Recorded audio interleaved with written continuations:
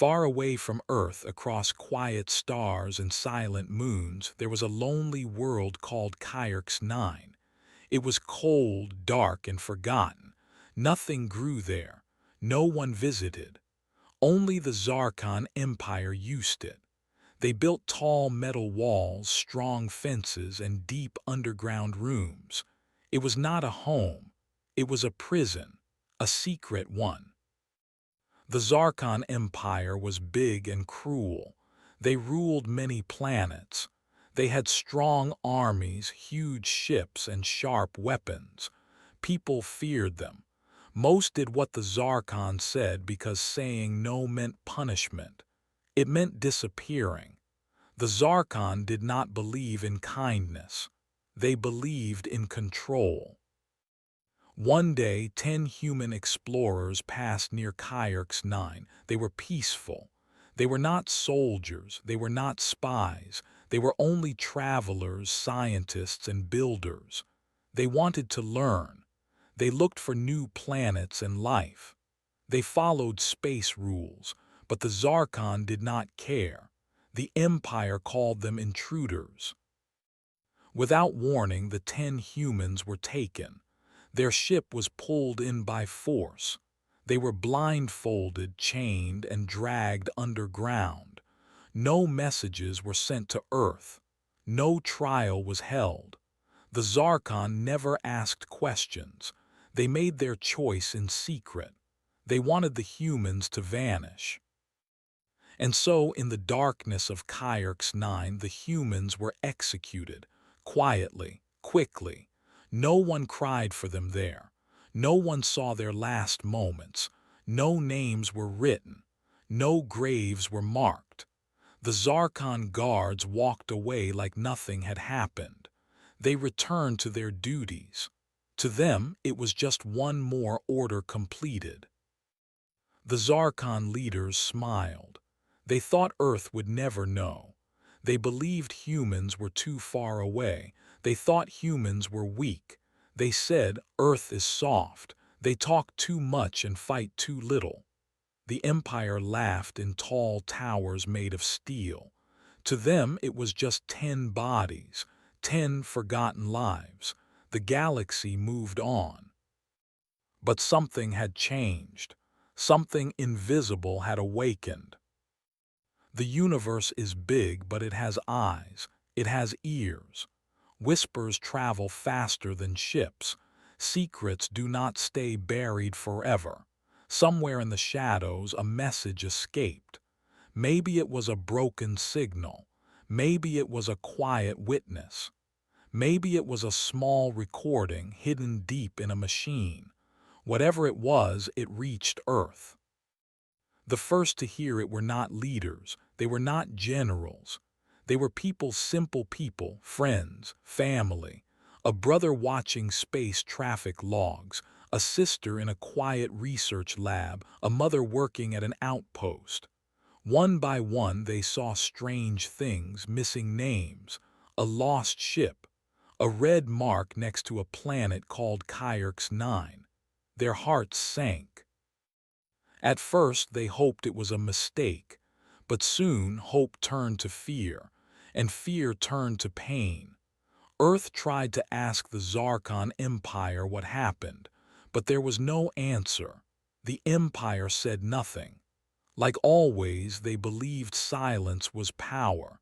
They believed no one would dare question them. They were wrong. The people on Earth began to talk, not loudly, not in front of cameras, but in quiet rooms across safe networks between trusted minds. The story of the 10 explorers began to grow. It spread like fire through wires and thoughts. Scientists paused their work. Soldiers sharpened their skills. Leaders leaned closer to their screens. The people remembered who those 10 humans were. They were not just faces. They had names, they had families, they had dreams. One of them had just become a father. Another had written books for children. One had built rescue machines. Another had fixed broken satellites. They were not warriors, they were helpers. This was not just an attack, it was a message. And the message was clear: we can hurt you and you can do nothing. But Earth had changed. Long ago, humans were alone. They were small, they were scared. They looked up at the stars and wondered if anyone would ever know them. But that time had passed. Now Earth was strong, quiet but strong, and most of all, they never forgot their own. The Zarkon Empire thought the story would end with those 10 deaths. But it didn't. It had just begun. Earth was listening, and more than that, Earth was remembering. As the sun rose over Earth's mountains and oceans, people everywhere went on with their day. But something was different now. A line had been crossed, a line no one could see, but everyone could feel. The Zarkon believed they had gotten away with it.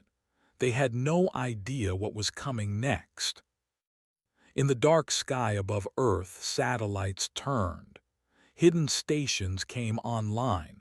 Special teams checked old files. A list was made not of enemies but of what was lost. 10 names, 10 reasons, 10 promises. No one spoke of war. No one asked for revenge. But deep in the heart of Earth, something quiet began to grow. It was not fire, it was not anger, it was something colder, something sharper, the kind of calm that comes before a storm. The Zarkon Empire had made a mistake. They had looked down on Earth. They had forgotten that humans may bend, but they do not break. They had forgotten that humans remember. And now Earth was watching back. The 10 humans who were taken by the Zarkon Empire were not famous. Most people had never heard their names. They did not wear medals or carry flags. They did not live in castles or give speeches. But each of them was important to someone. Each had a place. Each had a purpose. And most of all, each had someone who would never forget them. On a small blue planet near Mars, a young girl sat at a kitchen table holding a picture of her big sister. Her name was Lyra. Her sister's name was Captain Mela Hart. Mela was one of the explorers. She had always loved the stars. As a child, she used to build model rockets out of empty cans and tape. She dreamed of flying and helping others find new places. She became a pilot, then a captain. She flew the ship that went near Kyrk's 9. Lyra missed her sister every day, but she was not the only one. Mela had trained with one of the best commanders on Earth. That commander, General Ares Lynn, had watched her grow and succeed. He had no children of his own. Mela was like a daughter to him. When he learned she was gone, he did not cry in front of others. But that night, he stood alone under the stars. He stared into the sky and made a silent promise: "I will not forget." Another explorer, Ray Michael, was a scientist. He loved learning. He was not strong or fast, but he was smart. He used his knowledge to help other people. He worked on better air for deep space stations. He built machines that could clean water on dry planets. People said he had a kind brain. He was always smiling. He was engaged to Mika, an engineer who helped design human colonies.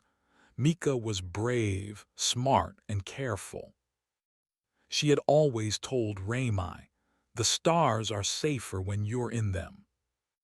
When Ramai disappeared, Mika could not sleep. She checked every signal, every message. She used her access to the colony network to search for clues, but nothing came. No warnings, no answers, just silence. That silence turned to sadness. Then the sadness turned into action. Mika was not just a builder. She was also one of Earth's best data experts. And now she had a reason to use every tool she knew. Near Earth's defense center, a man named Kenzo lived in a quiet home by the sea. He had been a soldier once, but now he fixed old boats and made model ships. His younger brother, Talon, was one of the 10 explorers. Talon had once saved a group of miners during a cave-in. He had won awards but never told anyone. "I just did what needed to be done," he always said. Kenzo loved his brother. They had grown up on the same ship, moving from station to station. When the message came that Talon was lost, Kenzo took a walk by the ocean. Then he went into his old room and opened a long-locked box. Inside were medals, maps, and a code key. Kenzo had been part of a secret program called Silent Path. He had left that life, but now he had a reason to return. There was also a young woman named Ivy Doran. She was only 22 years old and was part of the explorer team. She had been raised on Europa, one of Jupiter's moons. Ivy had always believed in peace and learning. Her dream was to grow plants in space. She wanted every ship to carry life and green beauty. Her mother, Riane, was a teacher. Her father, Aaron Doran, was not a teacher. He was Earth's most famous network security leader. His systems protected human data from enemies. When Ivy was taken, Riane wept, but Aaron became quiet. He sat in his office looking at the last message Ivy had sent. It was short, just one word: sunflower. It was her favorite flower and also their shared code word. It meant she was happy and safe. But now there was no more sunflower, only darkness. Aaron opened a locked terminal. He whispered, "No one hides from me." In the southern ice labs of Antarctica, Dr. Nayland stood near a glowing map. She had mentored one of the explorers, Kai Yun. Kai had helped create cold survival suits used on frozen planets. He had been calm, careful, and gentle. He never rushed. He always checked his work twice. Dr. Nayland was proud of him. When she learned about his death, she closed her lab. But she also opened her contact list. She began sending messages to people she had not spoken to in years. One of those people was Captain Alo Sar, a leader of the Black Sky Fleet. This fleet never worked with governments. They were known for fast rescues and sharp minds. Captain Sar had once served with Kai Yun. He owed Kai his life. When he read the report, he slammed his fist into the table. "Tell the crew," he said, "we fly again." Another explorer was Anais Veth. She was quiet and shy but loved animals. She had studied alien creatures on more than 12 planets. She had a journal where she drew every living thing she met. She believed all life was connected. Her brother, Dale Veth, worked in the Earth Diplomacy Circle. He had always protected Anais like a shadow. He had power. And now he had a purpose. On Titan's science base, a programmer named Elinor stared at her screen. Her friend, Juno Malik, had been one of the 10. Juno was funny and brave. She made people laugh during long space trips. She played music late at night. Elinor remembered how Juno had once told her, "If anything ever happens to me, hack the stars." It had been a joke, but now it felt real. So Elinor began writing code. Fast, deep, secret code. She contacted others. They shared files, patterns, ship logs. They called it the silent signal. They would not speak. They would only act. There was also Dax Morn, who had no family, or so people thought. But on Mars, in the Red Mines, an old man named Barrows waited for his son to come back. Dax had once sent him a simple message: "I found my place among the stars." Barrows worked hard in the metal caves. He had no power, no army. But he knew someone who did, his cousin, Lysa Tren. She was a commander of Earth's shadow unit. She owed Barrows a favor. One by one, 10 people were remembered, 10 lights in the dark. None were famous, but all were important.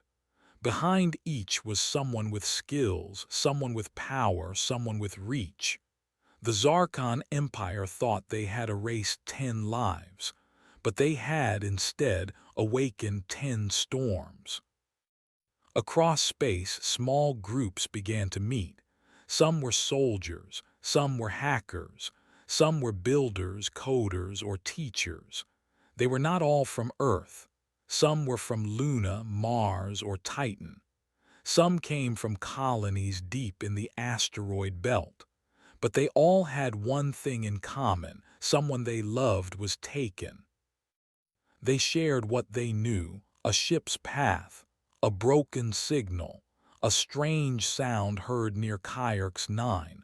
Some things were tiny like dust, but when put together they made a picture, and the picture showed the truth.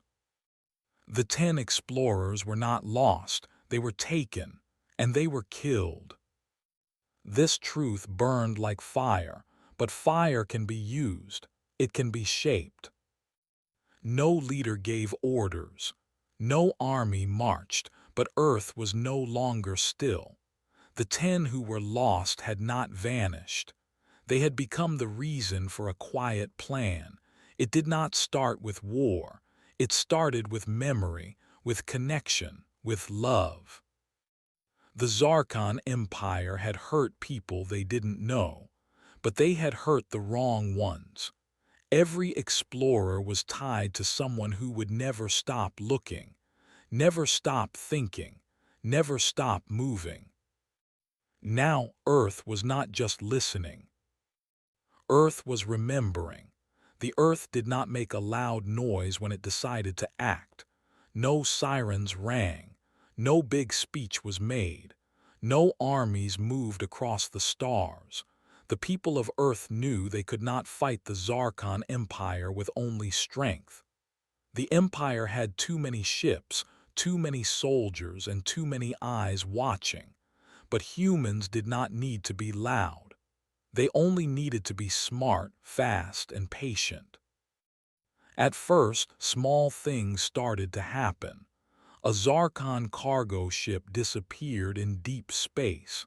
It was supposed to land on a planet with food and tools, but it never arrived. The Empire checked their maps and trackers, but found nothing. It was as if the ship had just vanished into the blackness of space. Then a Zarkon station on a far moon stopped working. The power went out. The lights went dark. The doors would not open. All the machines shut down. The guards on the station tried to fix it, but nothing worked.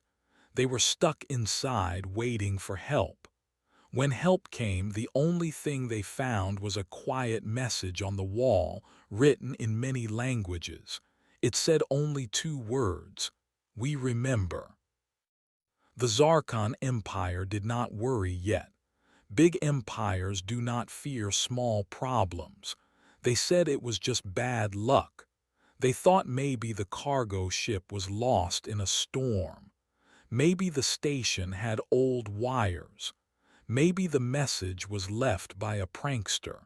But as the days went by, more strange things happened. A fuel center on one of the Empire's trade planets shut down. No one saw how it happened. One day it worked, the next day it didn't. The ships that needed fuel had to wait. Some of them floated helplessly in orbit, unable to land or fly. The workers said the systems had just stopped.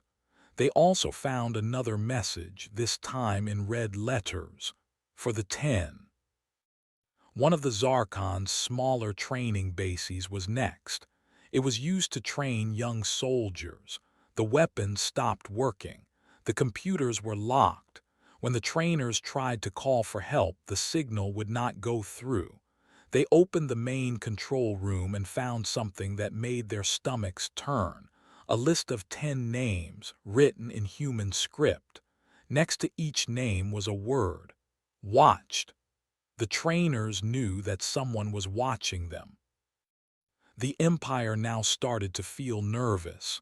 These were not random problems anymore. Everything was happening in a pattern. Only certain places were being hit, places that helped the Empire grow, places that made it strong, but no one knew how it was happening. There were no attackers, no ships had been seen, no weapons were fired. Some of the Zarkon leaders began to whisper. They wondered if it was Earth, but others laughed. They said humans were weak. They said humans could not hurt an empire as large as theirs. Still, fear started to grow. Fear is quiet. It hides in corners, but once it starts, it spreads fast. Meanwhile, the humans who were working behind the scenes stayed silent. They never spoke on open channels.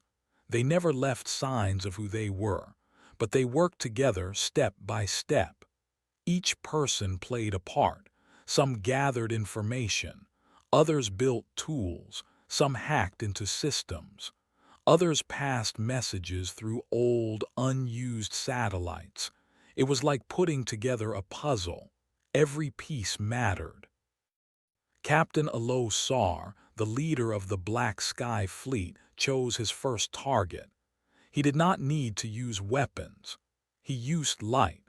His team blocked a Zarkon ship's path by sending bright beams that confused its sensors. The ship drifted off course and landed on the wrong moon. There, its cargo was taken by people wearing dark suits. The Empire never found the ship again. Mika, the engineer who had lost her fiancé, Raimai, found a way to enter the Zarkon's shipping records. She changed the delivery paths of 5 supply ships. Instead of going to their real locations, they flew into empty space, far from any planets. When the crews realized it, they had already used most of their fuel. Earth sent no warnings, just silence. Kenzo, the soldier with the old medals, contacted 3 of his friends from long ago. They had also lost people. Together, they shut down a small weapons lab. They didn't break anything. They just opened the air vents and made the machines too cold to work. The guards found nothing broken, only frozen wires and systems too cold to restart. Aaron Doran, the father of Ivy, used his skills to confuse the Zarkon's money systems. He made prices go up and down. One moment a meal cost 1 credit. The next, it cost 50. Traders got angry. People shouted in the streets. The Empire said it was a glitch, but the traders started to lose trust. In space, the Zarkon Empire still looked strong. Their flags waved high. Their ships stood tall. But inside, cracks were starting to form. The small actions of humans were beginning to shake the walls of the Empire. Little by little, their hands were being tied. Still, Earth said nothing. More and more things kept happening. A small moon mine went quiet. A training ship lost its map system. A data center was wiped clean. Each event was small on its own, but together they meant something.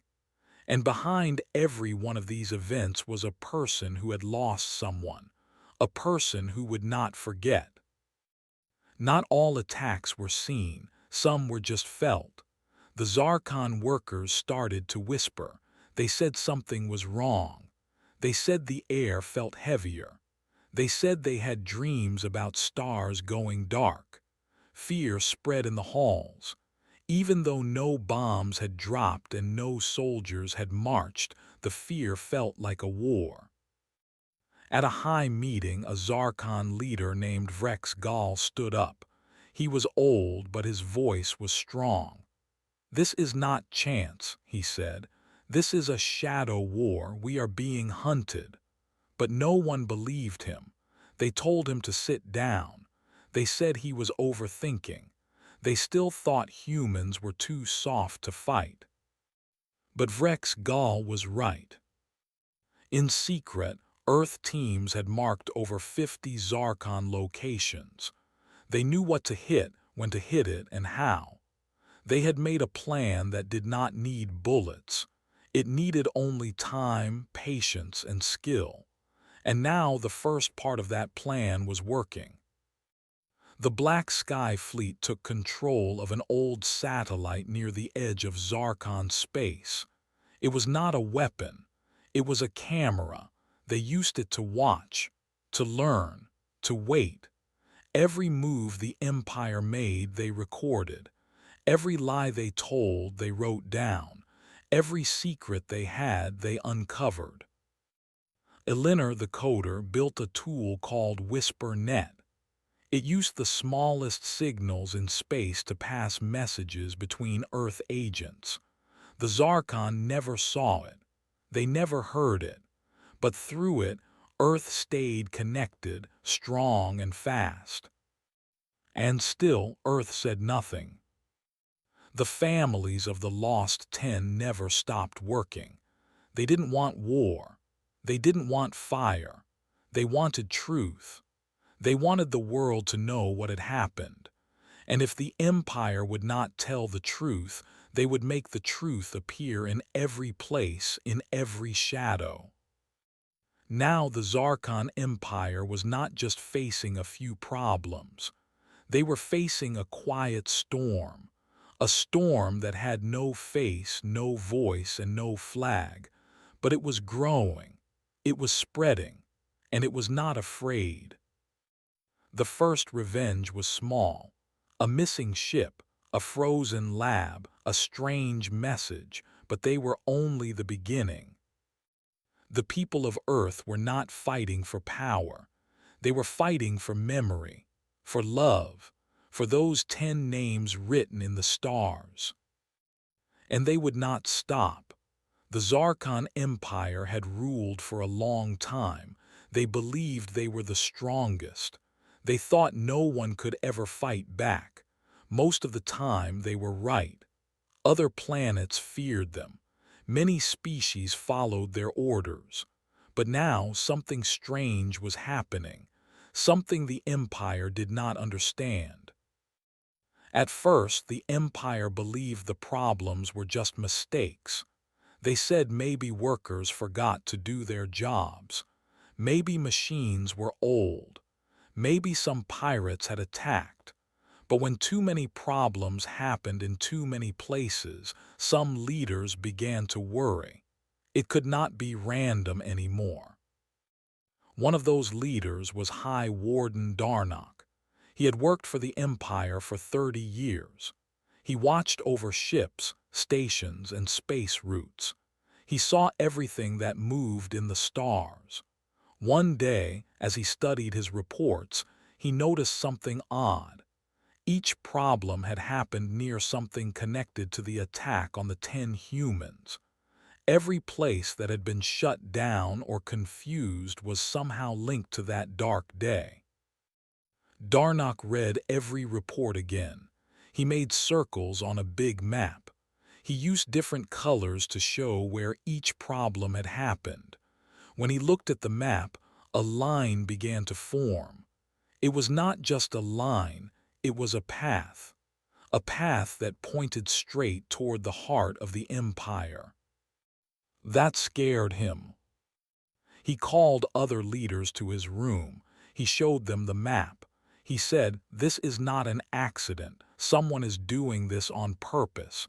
This is a plan." But many of the other leaders laughed.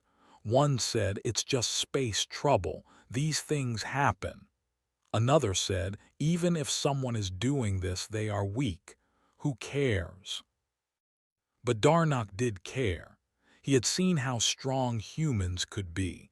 He had read old files from the past, files about Earth's old wars.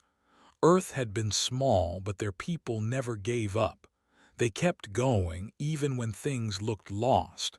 Darnock remembered a saying from Earth's history, "Fall 7 times, stand up 8." He knew Earth people did not stop. He began to search deeper. He asked for reports from smaller places, not just big stations. He looked at trade routes, repair zones, and fuel points. He started to see something that made his hands shake. Many of the people working in those areas had gone missing. Others said they saw strange messages written in human code. Some said they heard music from Earth playing in the air. One message played on a loop: "We have not forgotten, and we do not forgive." Darnock called for a secret meeting. He met with 6 other watchers. These were people like him who studied space traffic and information. He showed them what he had found. At first they were quiet, but soon they all agreed. "This is too much," one said. "They are not just small attacks, they are warnings." Across the Empire, whispers began to spread. Some soldiers spoke about missing supplies. Others said their screens turned black for no reason. One guard at a fuel tower said he saw a drone shaped like a human satellite. When he tried to shoot it, it vanished. Another worker said she found a picture of Earth's blue oceans printed on her desk, but no one knew where it came from. Things were not just breaking, things were being watched. Leaders of the Empire ordered their people to stay quiet. They told them not to panic. They said it was all under control. But inside meeting rooms, fear was growing. Someone out there was not afraid of them. Someone was moving through the stars like a shadow, taking pieces from the Empire one by one. Commander Grawl, who led part of the Outer Fleet, wrote a full report. He said, "We are under attack, not with guns but with silence, not with fire but with fear." He warned the top rulers that if they didn't act soon, they might lose more than just stations. They might lose control. Still, some rulers refused to believe it. One said, "The humans are too small, they don't even have many ships." Another ruler said, "Even if they do attack, they can't win. We are too powerful." But not everyone agreed anymore. In a quiet part of the empire, a group of traders began to complain. They said their trade routes had been broken. Their goods were stolen in space. Some of them lost contact with buyers. They started to lose money. These traders paid taxes to the empire.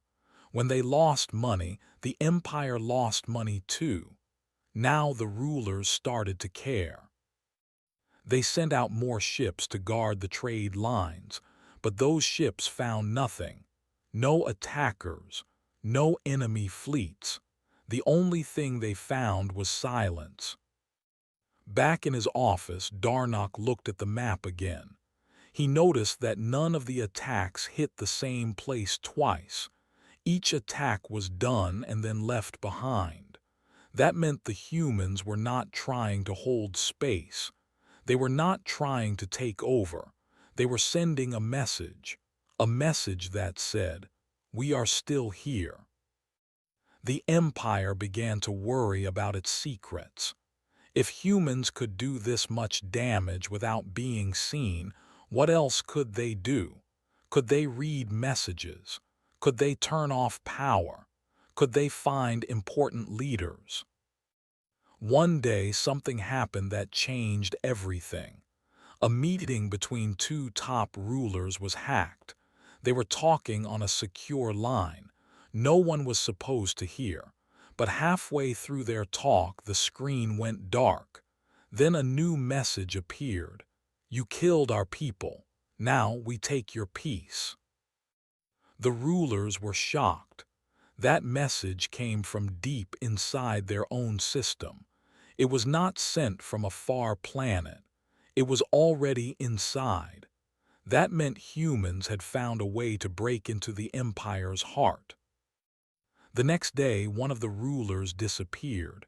Her ship never landed. She had been traveling to a secret moon base. She had 5 guards. They all vanished. No one saw what happened. No one found the ship. Some said it flew into a star. Others said it was taken. But all of them were afraid to speak too loudly. Now the fear was real. The Empire started to look at humans differently. They were no longer just a weak planet. They were something else, something quiet, smart, and dangerous. They did not attack with guns. They attacked with silence, and they chose when and where to strike. People in the Empire's cities started to talk. Even if the rulers said nothing was wrong, the people knew better. When stores had less food, when power turned off, when jobs were lost, they blamed the rulers. Some blamed the humans, but most of them just wanted it to stop. Ruler Calnith, the one who had ordered the death of the 10 humans, sat alone in his chamber. He looked out at the stars and wondered how things had gone so wrong. When he gave the order, he thought Earth would cry but then move on. He never thought Earth would strike back. But Earth had not forgotten, and now they were slowly pulling the Empire apart. Darnock sent one last message to his leaders. He said, "We must speak to Earth, not as rulers but as people. If we do not, we will lose everything."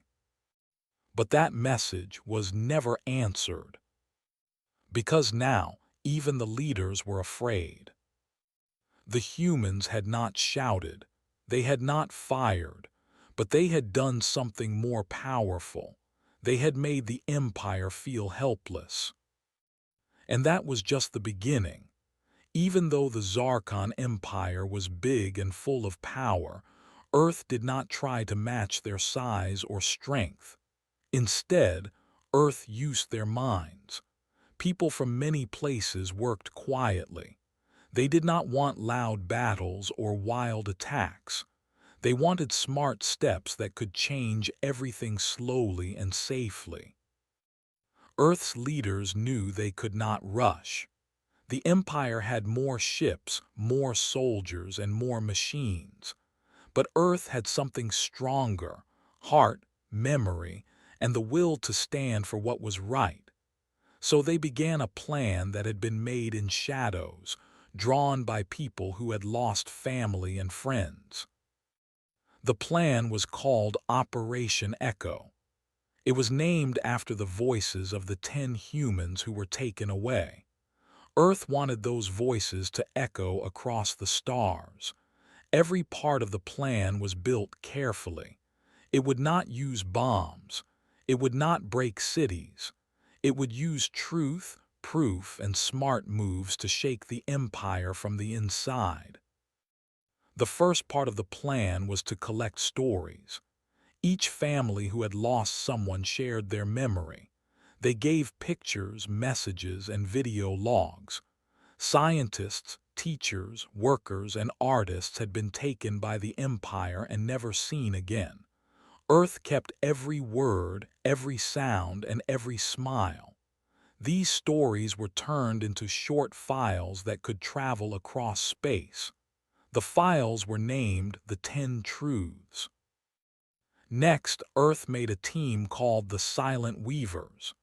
These people knew how to move through systems without being seen. They could send messages through broken satellites, old towers, or quiet codes hidden in space dust. The Weavers began to spread the 10 Truths, sending them to many planets ruled by the Empire. On the planet Varnix, a boy named Juno found one of these files in an old robot. The file opened, and a video began. A woman named Aisha, one of the 10 humans, was speaking. She talked about peace, about helping others, and about working together. Juno showed it to his school. Soon, more people wanted to see.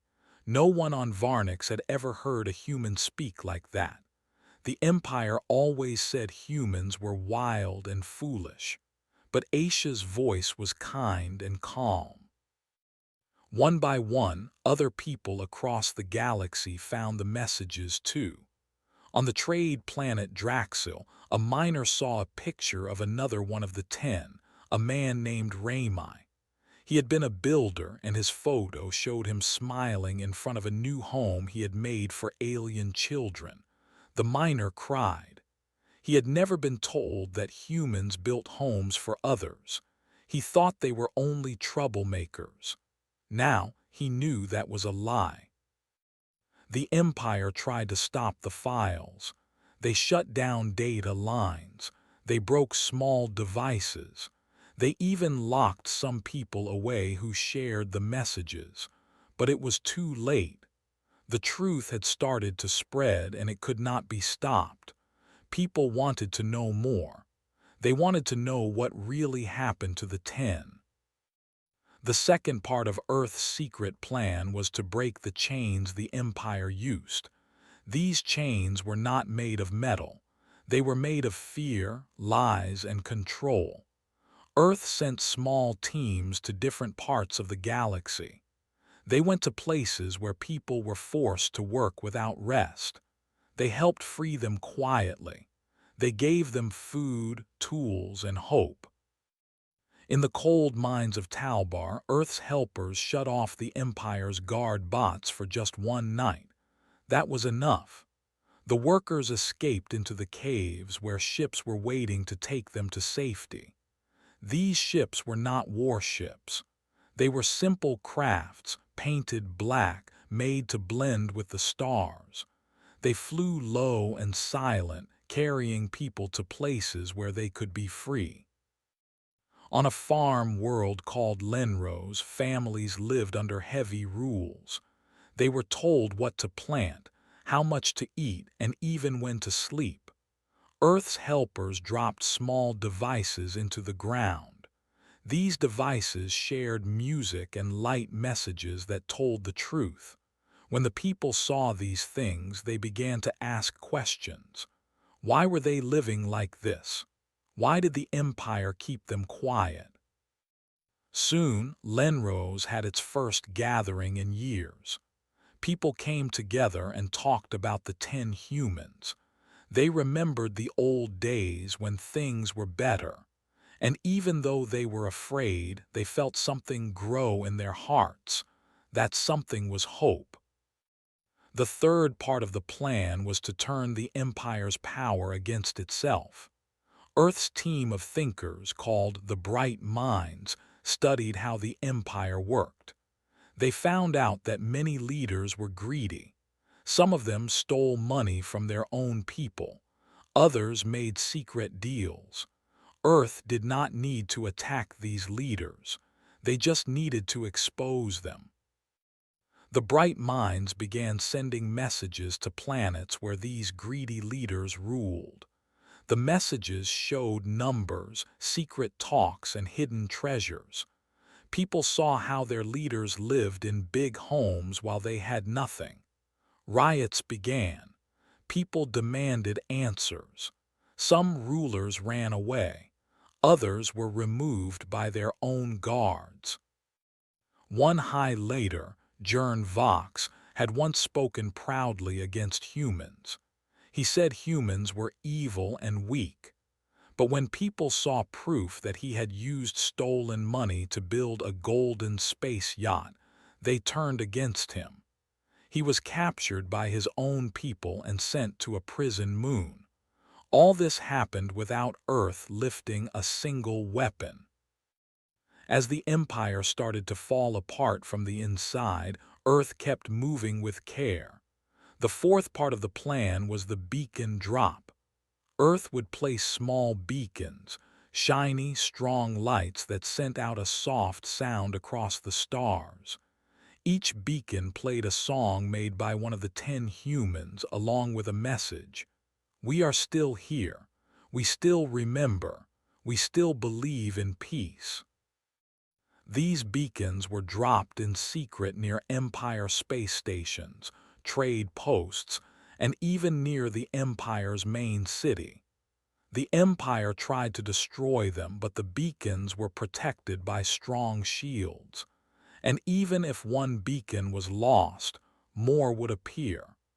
The stars themselves began to sing with Earth's message. Young ones across the galaxy would look up at night and hear the beacons. They would ask, who were the 10? And why were they taken? And their parents would have no answers. The Empire had tried to hide the truth, but now the truth was everywhere. The fifth and final part of Earth's plan was called the Mirror. It was the biggest and most dangerous part. Earth had built a large station far beyond the reach of the Empire. It was hidden in a dust field where no one ever looked. This station could project images to other parts of space. It could show stories on giant lights in the sky. The mirror was used only once. On the day the Empire celebrated its rise to power, when all its people gathered to cheer, the sky changed. Every planet under Zarkon rule saw the same thing. It was not fireworks. It was not music. It was the last message of the 10. Each of them spoke. One by one they told their story, not with anger but with love. They spoke of working with others. They spoke of sharing, helping, and learning from different species. They did not beg. They did not cry. They only spoke the truth. Then the screen went black. After a long pause, a final message appeared. We are from Earth. We are not perfect, but we do not forget. We do not give up. We are coming not to rule, but to bring the truth. Across the galaxy, silence filled the air. No one cheered that day. Even the Zarkon rulers stood still. They could not hide anymore. The truth had been seen by everyone. And Earth never said another word. They didn't need to. The people of Earth did not want to start a big war. They had seen enough pain. They had lost too many lives already. But Earth also knew that the Zarkon Empire would never stop unless someone made them stop. So Earth changed its way of fighting. They chose a quiet path, not loud, not fast, but strong. Earth's leaders sent small teams across space. These teams were trained not to be seen. They wore suits that blended with the stars. Their ships did not make sound. They did not come to destroy. They came to take control. The first place they visited was a mining base called Dravek 7. This place was deep under the ground. The miners there were treated like machines. They had no time to rest. They were given bad food and no freedom. Every day, guards walked around with weapons, watching every move. One night, something strange happened. The lights went off. The doors opened on their own. The guards tried to call for help, but their radios did not work. Cameras stopped showing pictures. Alarms were silent. Then the workers saw something amazing. A small team of humans stepped into the base. They were not wearing armor. They had no big guns, but they carried small devices. These devices could turn off machines and unlock rooms. The humans led the miners to a safe ship. No one got hurt. No one fired a shot. And by morning, Dravek 7 was empty. This was the first win. But it would not be the last. The Zarkon Empire tried to hide what happened. They told people it was just a power problem, but more places began to lose control. Next came a farming moon called Elora II. There, food was grown for the Empire's soldiers. The workers on Elora II were not allowed to eat much. Most of the food was taken away. Earth's team did not break the farms. Instead, they turned the food ships around. They changed the directions of delivery drones. The food went back to the people. Soldiers were left without supplies. They grew angry and confused. Some even began to leave their jobs. They saw Earth helping while their own empire ignored them. Next, the humans quietly moved into a fuel station in deep space. This place was very important. The Empire needed it to power their warships. But one night, the main fuel tanks vanished. The pumps no longer worked. It seemed like magic. In truth, Earth had used clever tools. They took the fuel and left a message behind. It said, "No more silence, no more fear. This is not a war. This is a warning." Every time Earth acted, they were careful. They did not harm the innocent. They never hurt workers or children. They always helped people first. If guards dropped their weapons, Earth let them go. They only stopped those who refused to listen. On a cold planet named Savar, Earth faced a bigger test. Savar had a large base. It was full of weapons. It was run by a cruel commander who loved power. He did not care about the 10 humans. He thought Earth was weak. He laughed when people warned him. But Earth did not care about his pride. One night the base lost heat. The doors were frozen shut. Then the lights blinked and faded. Soldiers tried to fix things, but every system was locked. When they opened their food boxes, they found only a note. It read, "You had a choice. You chose wrong." Just then the screens on the wall turned on. A video played. It was one of the 10 humans, a teacher named Nia. She spoke about kindness. She said, "Power without love is just fear wearing armor." The soldiers stood in silence. They knew then that something bigger had started. Earth was not hiding anymore. They were rising, not with fire but with truth. As Earth's quiet attacks grew, people in the Empire began to notice something else. Their news stopped showing hate for humans. Their stories changed. Some even showed kindness from the 10. This made more people start to question their leaders. Meanwhile, Earth kept helping. On the trade planet Marsal, Earth shut down a space station used for unfair trade. This station charged too much. It kept the poor in chains. Earth's team unlocked the doors and shared the money stored in secret rooms. They left everything else untouched. Again, no blood, just balance. But not everyone was happy. Some leaders of the Empire were very angry. They called Earth cowards in the dark. They promised to find and stop them. They sent spies and ships to search. But Earth was always one step ahead. That was because Earth had something the Empire did not: unity. People of Earth worked together. They came from different lands, spoke different languages, but stood as one. Their teams were made of thinkers, builders, helpers, and protectors. Each one had a role. Each one remembered the 10 who had been taken. One of the biggest missions came when Earth learned of a secret jail on the dark side of a moon called Varn. This jail was hidden. The Empire said it did not exist, but Earth found it. Inside were people who had spoken out. They were locked away and forgotten. Earth's team planned for weeks. They studied the patterns of guards, the shape of the moon, the weather in space. Then, on the coldest night, they moved. They landed quietly. They cut power. They opened the cells. People inside could not believe it.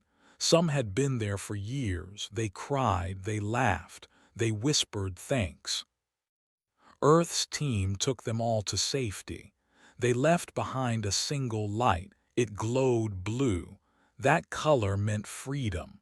The Empire tried to cover it up again, but the freed people began to speak. They told others what had happened. More voices rose. Even some Empire soldiers started to think twice. A few joined Earth in secret. They gave maps, codes, and tips. Earth did not shame them. Earth welcomed them. They knew change could only come with open hearts. Across the stars, outposts began to fall not by bombs but by truth. When Earth arrived, they gave a simple message: stop now or lose more. And most did stop. Some still tried to fight.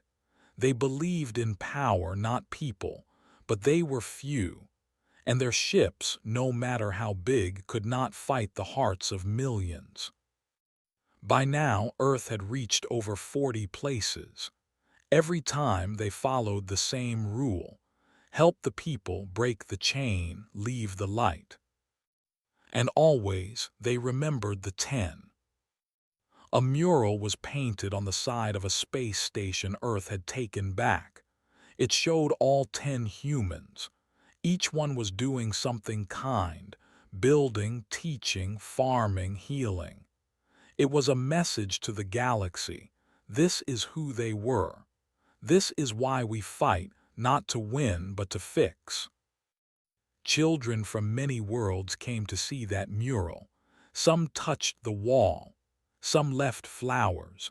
Some even promised to learn Earth's ways. Even without loud speeches, Earth's quiet steps echoed loudly. The Empire had once ruled with fear, but now they feared silence. They feared the soft steps of Earth's teams. They feared the light that Earth left behind. And they were right to fear. Because this was not just revenge. This was justice.